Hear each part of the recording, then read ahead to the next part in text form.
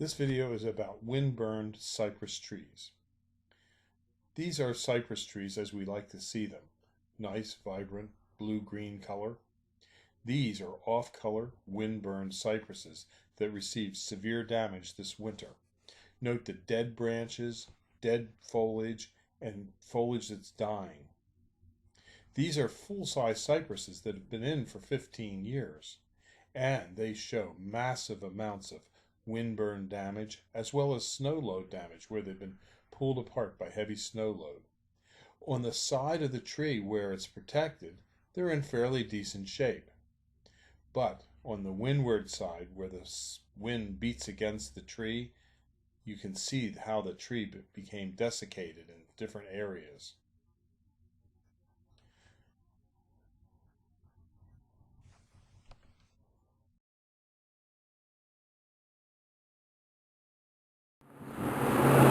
Here behind me is an example of a winter-burned holly.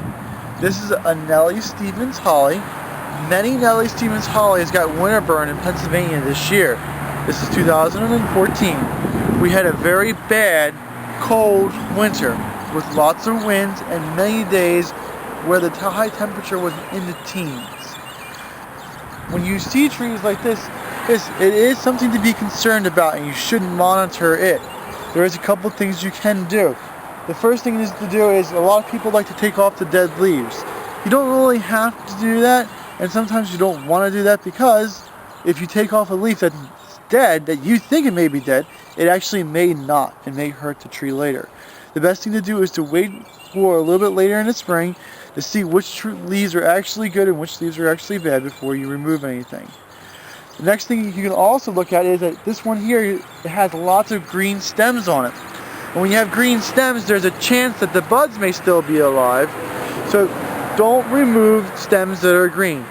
Wait until later in the spring to see which stems blossom out with new buds and flowers and which stems are actually truly dead. You can see right on this one here, it's just about ready to flower with the flowers of the Nellie Stevens holly, so you don't know how far back where the buds are. Just give it some time and you'll see which buds are alive and which buds are dead. The main idea is don't panic when you see your plants like this. Give it some time, see how the plant's going to react before you go start ripping out and getting new trees. And this was a well-established Nellie Stevens, is that correct? Yes, this was planted in here probably when it was like 4 to 5 feet tall. And it's definitely up to 8, maybe even a little bit up to 9 foot tall.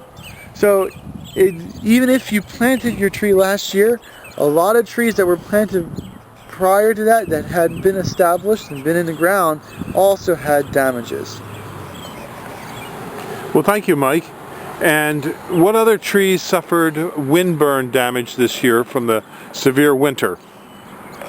All evergreens suffered this year.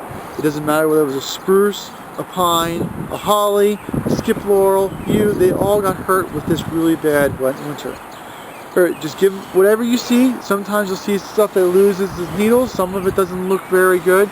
Whatever it is, just take a look at it and let it do what it's going to do. Don't force something or don't start cutting until you know what is actually dead.